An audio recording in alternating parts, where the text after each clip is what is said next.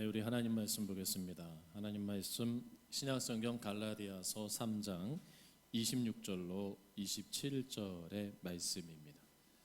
갈라디아서 3장 26절로 27절의 말씀 신약성경 306면에 있습니다. 우리 함께 봉독합니다. 너희가 다 믿음으로 말미암아 그리스도 예수 안에서 하나님의 아들이 되었으니 누구든지 그리스도와 합하기 위하여 세례를 받은 자는 그리스도로 옷 입었느니라. 아멘. 할렐루야. 네, 오늘 말씀 스펙을 넘어 스토리로라는 말씀으로 이 시간 함께 은혜를 나누고자 합니다. 갈라디아는 사도 바울이 1차, 2차 전도 여행 때에 정말 목숨을 걸고 복음을 전했던 아주 중요한 지역이었습니다. 그래서 다른 지역보다 더 많은 그런 애착을 갖고 더 많이 기도했던 그러한 도시였고 지역이었습니다. 그래서 많은 어려움 속에서 이 갈라디아 교회는 부흥하게 되었습니다. 그런데 갈라디아 교회에 할례를 받고 율법을 지켜야만 하나님의 자녀가 되고 구원을 받는다는 소위 다른 복음, 그 복음을 전한 자들이 가만히 교회에 들어와서 오직 믿음으로 구원받는다고 가르침을 받은 성도들의 신앙을 혼란스럽게 만들게 되었습니다. 마치 세상에 많은 스펙이 있어야 성공하는 것처럼 그런 논리로 갈라디아 교회가 영적으로 혼란스럽게 된 겁니다. 믿음으로 구원받으면 되는 건데 할례도 받아야 되고 또 율법도 지켜야 되고 이런 기준, 이런 것들이 필요한 것인가 혼란스럽게 되었다는 겁니다. 오늘 이 시대에도요, 바울 시대와는 조금 다르지만 그 시대는 여전히 우리 사람이 살아가는 시대는 비슷한 점들이 있어요. 그것은 뭐냐면 화려한 경력들을 좋아한다는 겁니다. 스펙을 좋아한다는 건데요. 이 시대에 어떤 기준 이상이거나 이하이면 할 수 없는 일들이 너무나 많아요. 그래서 내가 무엇을 하고 싶어도 학력을 갖춰야 되고, 내가 무엇을 일해도 재력이 있어야 되고, 어느 정도의 권력도 있어야 되고, 또 뒷배도 있어야 되고, 그래서 혈연을 찾게 되고 지연을 찾게 되고 사람들은 많이 그런 일들에 관심을 갖게 됩니다. 그 속에서 이제 내가 내 자신을 하나씩 뭐예요? 덧입혀가는 거예요. 그리고 나를 브랜드화 시킵니다. 그래서 그 많은 화려한 것들이 있으면 안심이 되어지고 또 그 화려함들이 부족해지면 사람들이 불안해하고 초조해집니다. 그래서 이 시대에 너나 할 것 없이 이 화려한 스펙을 쌓기 위해서 참 치열하게 많이 준비하는 것 같아요. 그래서 시대에 한마디로 말하면 스펙 열풍입니다. 졸업장과 자격증을 따기 위해서 또 안정적인 직장을 위해서 또 안정된 노후를 위해서 자신의 경력을 관리하고 각종 소셜 미디어를 통해서 자신의 이미지를 관리하는 이 스펙에 많은 사람들이 열중을 하고 있다고 합니다. 이 스펙이라는 말은 제품, 명세서, 설계를 의미하는 말로 한마디로 개인의 이력서를 말하는 거예요.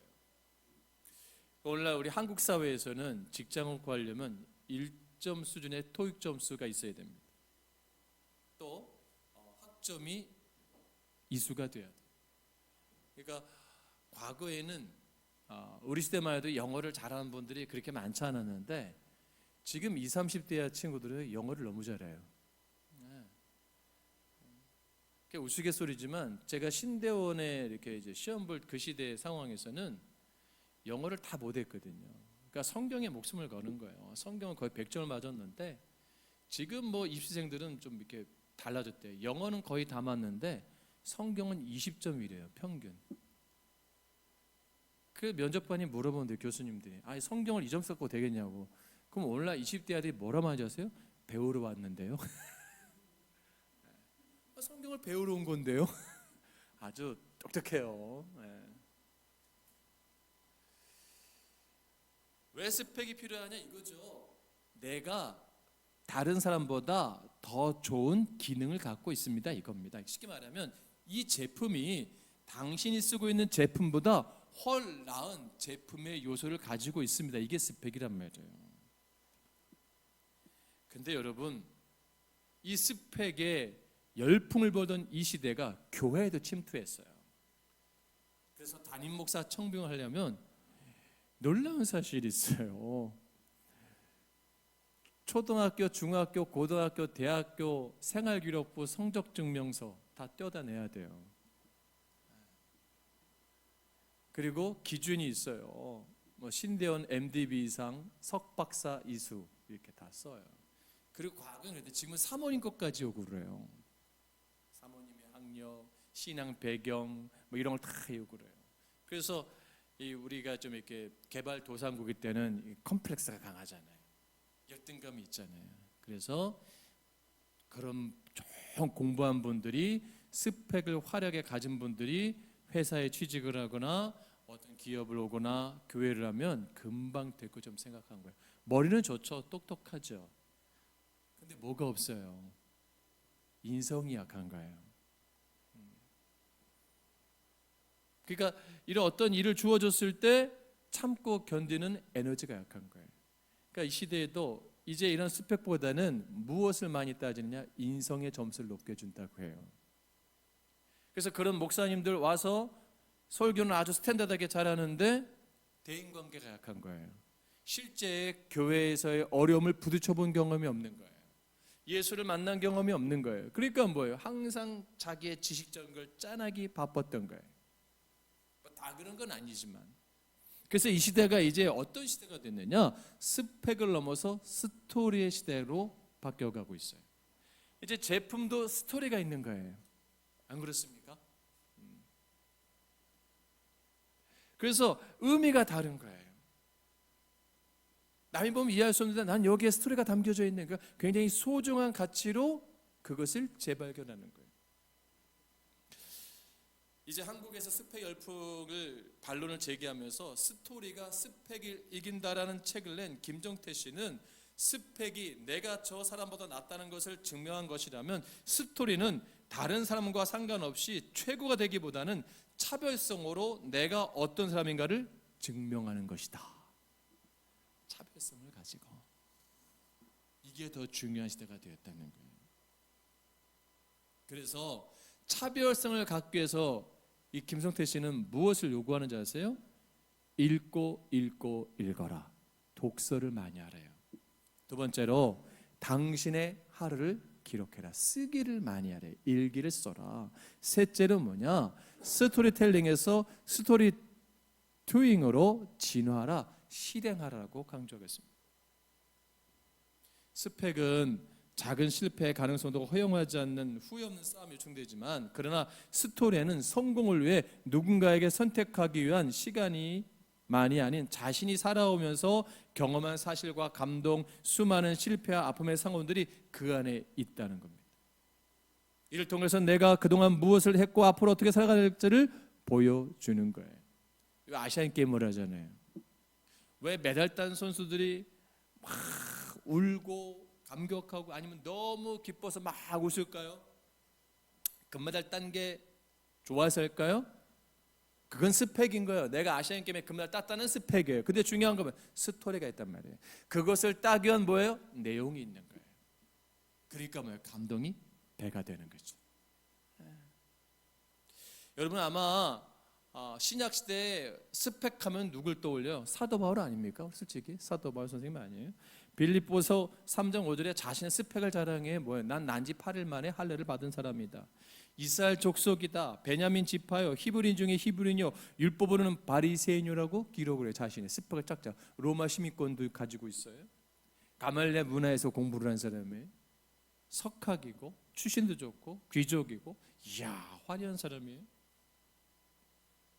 그는 자신의 그 스펙을 가지고 예수를 믿는 사람들 앞에 변론하고 그들을 옥에 잡아놓은 일을 했던 사람이에요. 율법의 완전한 자라고 자칭했던 사람이에요. 근데 그는 율법은 알았지만 스펙은 많았지만 누구를 몰랐어요? 예수를 몰랐던 거예요. 스토리가 없는 거예요. 그 인생에 이제 다메섹 도상에서 누구를 만납니까? 부활하신 예수를 만나요. 예수를 만나고 뭐가 생겨요? 스토리가 생긴 겁니다.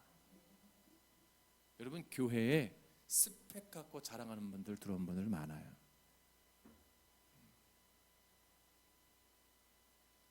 저희 교회도 한 이제 12년 뭐 이렇게 되니까 그동안 많은 분이 오고 간 건 아니지만 참 기억에 남는 분들이 있어요.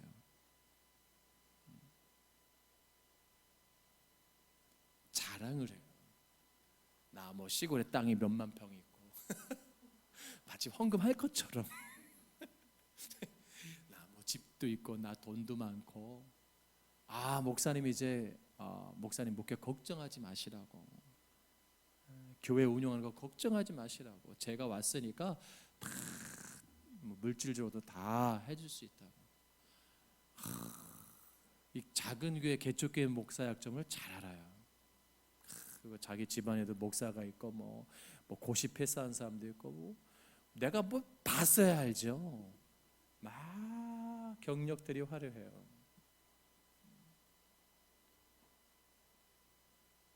그리고 굉장히 본인들이 믿음 좋은 것처럼 말을 해요. 저도 순간 혹해요. 그리고 그분이 한 주 안 나오면 막 심장이 두근거려요. 교회 안 나오는 거 아닌가? 떨려요. 근데 지금은 그렇지 않아요. 이 말씀을 준비하면서 제가 느낀 게 뭐냐면 그런 건 하나 귀에 들어오지 않아요. 더 중요한 게 뭘까요? 저는 여러분에게 관심 있는 게 생겼어요. 여러분의 집이 몇 평을 살건 뭐 집이 뭐 시골에 뭐 땅 문서가 몇 개를 가지고 있든 뭐 상속자이든 뭐 빌딩을 몇 채 갖고 있든 뭐 통장에 내가 돈이 얼마 있는지 모르겠고 금고에 금괴가 얼마 있는 거 나 그거 관심 없어요. 이제 관심 있는 게 생겼어요. 예수를 만난 스토리가 있는가? 은혜 받은 스토리가 있는가? 구원에 대한 감격의 스토리가 있는가?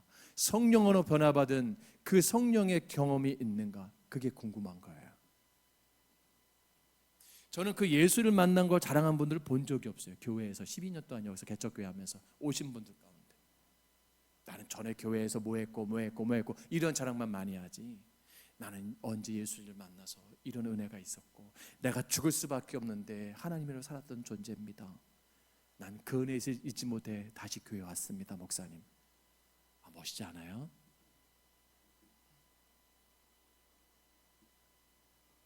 이제 바울이 자신은 채우는 인생에서 그는 예수를 만나고 비우는 인생으로 바뀌기 시작했어요. 쉽게 말하면 계급장을 떼기 시작한 거예요. 그래서 빌립보서 3장 7절로 9절 말씀에 여러분 찾아볼까요? 빌립보서 3장 7절로 9절 말씀에 우리가 참 도전되는 말씀이라 우리가 한번 같이 봉독했으면 좋겠습니다. 빌립보서 3장 7절로 9절 말씀을 우리 함께 같이 봉독합니다. 시작. 그러나 무엇이든지 내게 유익하던 것을 내가 그리스도를 위하여 다 해로 여길 뿐더러 또한 모든 것을 해로 여김은 내 주 그리스도 예수를 아는 지식이 가장 고상하기 때문이라. 내가 그를 위하여 모든 것을 잃어버리고 배설물로 여김은 그리스도를 얻고 그 안에서 발견되려 함이니 내가 가진 의는 율법에서 난 것이 아니요 오직 그리스도를 믿음으로 말미암은 것이니 곧 믿음으로 하나님께서 난 의라. 아멘. 바울은 삶의 성공을 위해서 집착하던 인생에서 부활하신 예수님을 만나고 나서는 뭐예요? 비우는 인생, 주님으로 채우고 내가 가진 걸 빼내는 인생으로 바뀌었다는 거예요. 철로 역정의 저자인 존 버녀는 하나님의 덧셈은 뺄셈이라고 했습니다. 하나님이 주시는 덧셈은 인간으로 볼 때 빼는 거예요. 내가 내 자리를 빼야 하나님의 은혜가 뭐예요? 채워지기 때문이에요. 여러분의 생각을 빼세요. 그래 하나님의 생각이 가득해집니다. 이 세상의 생각들, 기존들을 빼낼 때 하나님이 채워주시는 거예요. 그래 하나님을 만난 사람들은 전 인격이 변화되는 겁니다. 삶이 변화되는 거예요. 그래서 누군가에 비교하는 게 아니에요. 자신만의 스토리를 써가는 거예요. 자신만의 이야기를 그려가는 거예요. 할렐루야. 여러분, 이게 커다란 화분이잖아요. 여기에 일정 부분은 조화가 있고 일정 부분은 생화가 있다고 하면 생각하고, 이거 다 생화긴 한데 한번 생각해 보세요. 조화는 아주 마음껏 자기 아름다움을 뽐냅니다. 생화는 어느 순간에 점점 메말라가고 시들어 갑니다. 그러면서 조화가 생화에게 이렇게 조커를 날리고 조롱하랍니다.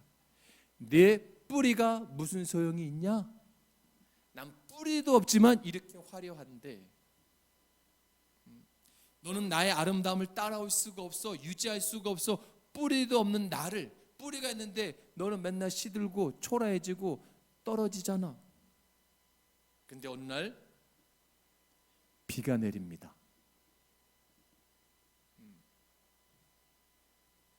놀라운 일이 벌어집니다.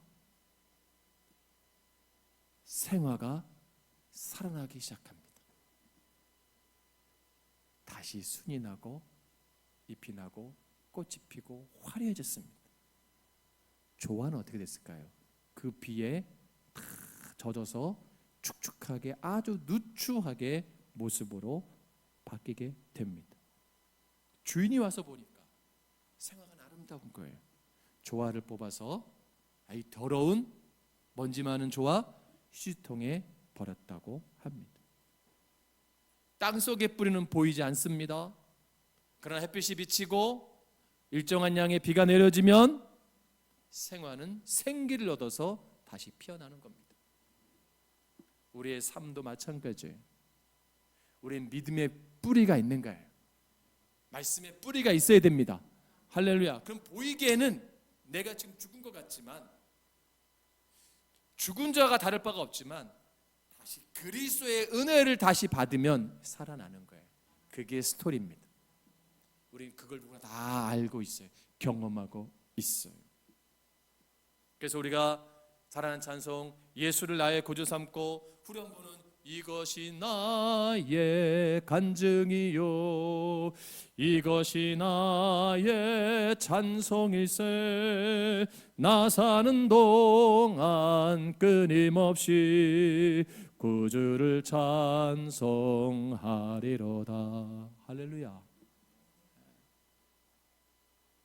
제가 예전에 어느 권사님, 우리 교회 권사님은 아니고 권사님 뭡니까? 다른 권사님, 섬기던 교회 권사님이 그 말씀하시더라고요. 목사님, 저는 지금 제가 섬기고 있는 교회가 너무 문제가 많은 거 압니다. 그래요. 교인끼리 막 싸우는 교회예요. 쉽지 않아요. 또 원로 목사님하고 새로운 목사님하고 관계가 안 좋아서 교회가 이렇게 좀 나눠져 있는 교회고, 많은 분들이 나가요. 교회를 떠나요. 가슴 아픈 거예요. 본인도 하루에 수십 번 결단한대. 교회를 떠나야지. 근데 목사님, 제가 왜 못 떠나는 줄 아세요? 이 원로 목사님하고 함께 교회를 개척할 때 시작했기 때문이에요.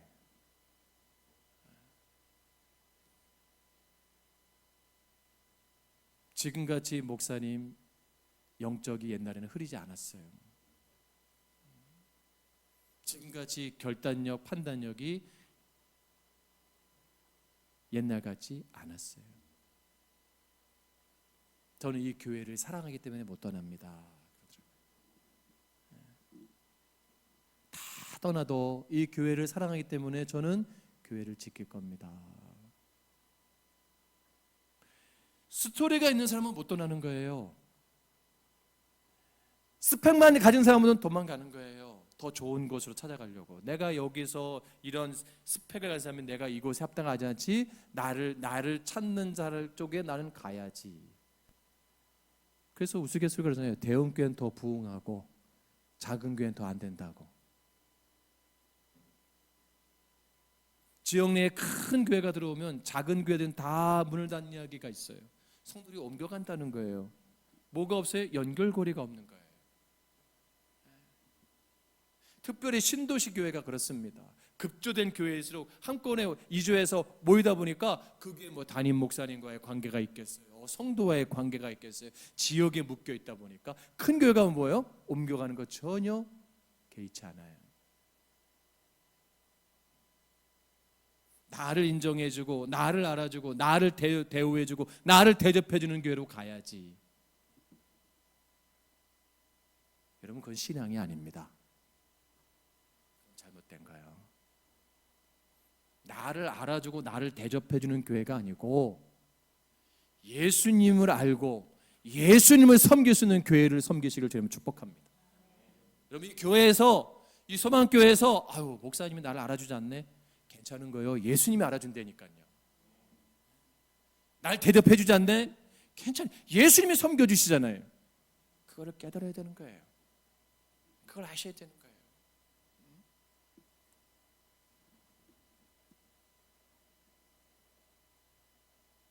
여러분, 우리가 인생을 살아오면서 다, 여러분 가정에도 다 스토리가 있잖아요, 그렇죠? 울었던 스토리, 웃고 행복했고 아팠고 모든 그런 어려운 시간들 가운데 스토리가 있잖아요. 그것이 어느 순간에 나를 뭐예요? 성숙하게 만들고 있잖아요. 그리고 운명 공동체로 바꿔놓잖아요. 여러분, 우리가 예수에서 하나가 된 사람들입니다. 예수를 만난 스토리가 다 있는 분들이에요. 그럼 예수를 만나지 못한 분들은 뭐예요? 공허한 거예요. 말씀을 들어도 예배를 드려도 허탈한 거예요. 전 여러분에게 다시 권면드립니다. 내 생화가 시들어 떨어져 죽어있는 상태지만 난 뿌리가 남아있어요. 그 은혜 받았던 뿌리가 다시 주님의 은혜를 공급받고 말씀으로 또 성령으로 채워지면 다시 내 안에 스토리가 생길 줄로 믿습니다. 할렐루야. 그래서 우리 소망교회 와서 제2의 제3의 믿음의 스토리가 써지기를 주님으로 축복합니다. 영적인 회복의 스토리가 써지기를 주님으로 축복합니다. 이전보다 나은 그러한 축복의 스토리가 써지기를 주님으로 축복합니다. 그러길 바라는 거예요. 그 어려움이 있을 때 도망가는 게 아니라, 문제가 있을 때 회피하는 것이 아니라 그것을 끌어안고 같이 그 문제를 해결해 갈 수가 있는 거죠. 예수 그리스도를 만난 변화된 사람들로서 하나님을 만난, 하나님을 경험한 그 스토리, 결코 실패한 인생이 될 수가 없다라는 사실입니다. 왜냐하면 우리가 신앙 안에서, 교회 안에서 자랑해야 될 게 무엇이냐? 여러분, 내 자녀가 어느 명문대 가는 게 뭐가 중요합니까? 내 사위 직업이 뭐가 중요합니까? 결혼 정년기에 있는 그 교회 권사님들 보면은, 자녀들 보면은 뭐 사윗감이 뭐 대기업을 다닌다 그러고 뭐 사자라 그러고 또 명문대 나오고 뭐 한 1년에 연봉이 얼마라 그러고 막 자랑해요. 또 아들도, 그 어머니들 얼마나 아들 자랑이 큽니까? 그죠? 우리 며느리가 좀 마음에 안 들긴 하는데, 좀 성이 안 차긴 하는데 그래도 걔가 뭐 명문대 나오고 집안이 어떤 가문이고 이 정도래. 여러분, 우리 교회에서 절대 하지 말아야 될 말을 하나 생각했어요. 몇 대 신앙인가 물어보지 마세요. 그 몇 대 신앙이면 뭐가 중요해? 본인이 예수 만나나 안 만나가 더 중요한 거지. 안 그렇습니까? 5대 신앙이든 6대 신앙이면 뭔 소용이요? 그 할아버지 신앙만도 못하고 있으면 그건 아니잖아요. 더 창피한 건데, 나 5대째 신앙이라고, 나 뼈대 있는 믿음의 가문이라고. 우리 증조부는 구한말 시대에 선교사님을 통해서 세례받고 우리 그 시골집을 교회를 세우고 그 교회가 지금 시골에 어디 교회가 되고, 우리 아버지는 거기 장로님이 은퇴하셨고 뭐 했고 본인은 그 신앙을 지키고 있냐? 그 부모님 만난 예수를 만났는가? 이게 더 중요한 거 아니에요? 그런 사람 보면 기죽어요, 그죠? 목사님 저분이 5대째 신앙이래요. 저기 어디 시골에 대형 교회 저 할아버지가 세운 교회래요. 그래요? 저분 멋있네. 도대체 판단 기준이 뭐예요, 여러분? 저분이 1년에 헌금이 1억씩 한대요. 와, 멋있네. 판단 기준이 뭐예요, 여러분? 저 집사님 사업체 1년 매출액이 한 300억 된대요. 목사님께 수지 맞았어요. 300억은 적어도 한 3억은 헌금할 거 아니에요. 30억은 못해도 수지 맞았어요. 하나님 감사합니다. 기도 응답해 주셨습니다. 감사합니다. 이게 정말 스토리인가요? 아니죠. 그분이 1년에 3천만 원도 안 되는 연봉이라 할지라도 예수를 만난 스토리가 있고 은혜의 삶을 살고 있는 게 더 귀한 거 아니에요? 목사로서 부러운 거 아닙니까? 야, 나도 목사지만 저 집사님 참 저 인생 가운데 어떻게 저렇게 하나님이 개입하시고 만나시고 역사하실까? 나도 좀 하나님, 그런 하나님 나도 좀 만나게 해주세요. 부러워야 되는 게 아니에요. 근데 우린 바뀌어 있지 않아요? 이건 내가 마음과 생각이 뭐예요? 뺏긴 거예요.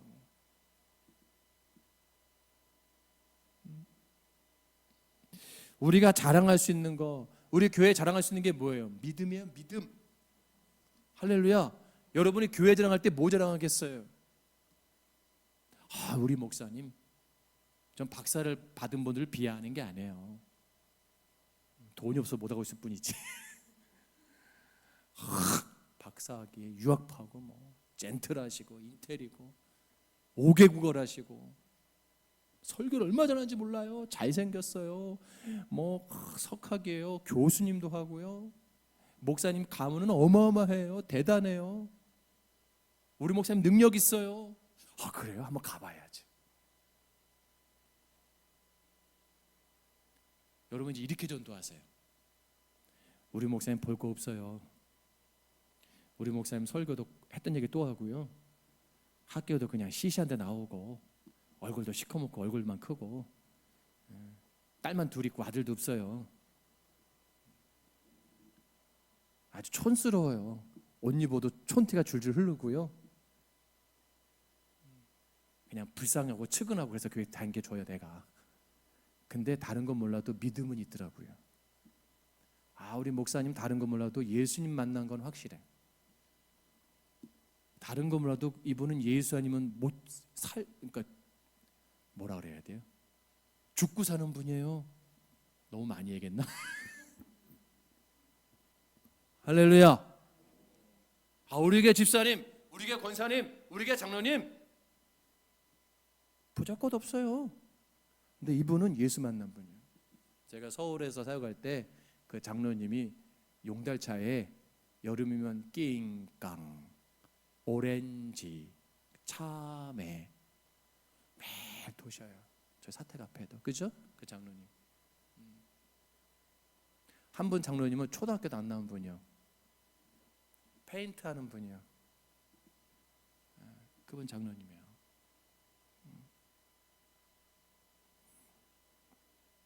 제대로 학교 교육 받지도 못하고, 그리고 이 여름엔 과일 팔에, 가을엔 뭐 파는지 아세요? 샌베이 과자 본인이 해가지고 딱 겨울엔 돌아요. 겨울엔 군고구 팔고. 얼마나 겸손한지 몰라요. 그래도 목사님이 항상 자랑해요.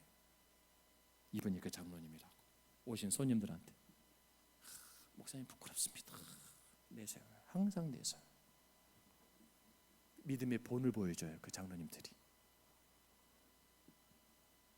근데 다른 장로님들 대학 나오고 뭐 좀 사는 분들, 뭐 어깨 딱 힘주고 있는 분들 그런 스토리가 없어요. 여러분, 우리 교회 직분자들 누가 돼야 될까요? 대학 나온 분? 신앙 몇 대 가문? 뭐 1년에 헌금 얼마 이상 하는 분들? 아니요.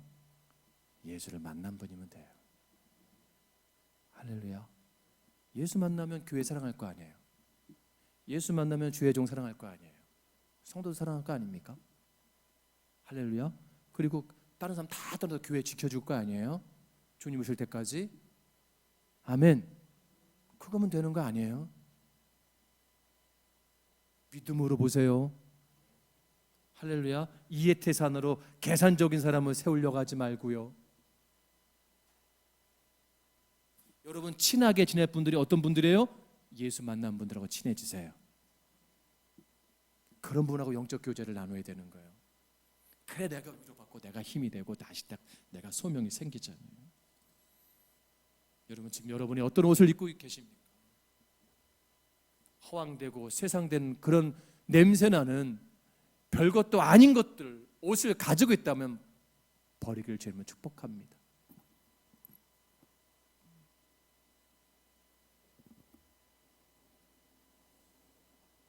마태복음 7장 27절 말씀에 나더러 주여 주여 하는 자마다 다 천국에 들어갈 것이 아니요 다만 하늘에 계신 내 아버지의 뜻대로 행하는 자라야 들어가리라. 할렐루야. 천국 올 때 스펙을 보는 게 아니에요. 예수님이 목회 40년 했습니다. 오 훌륭하다. 그런 하나님이 아니에요.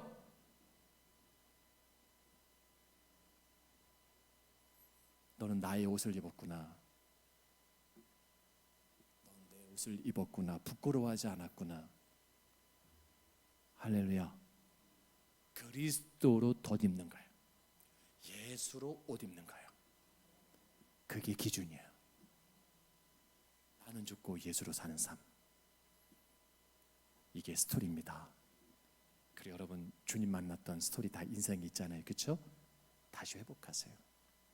그래서 다시 그 열정, 다시 그 믿음으로 가정을 세우고 일터를 세우고 교회를 섬기는 아름다운 동역이 되는 우리 소망교회가 되기를 주의 이름으로 축복합니다.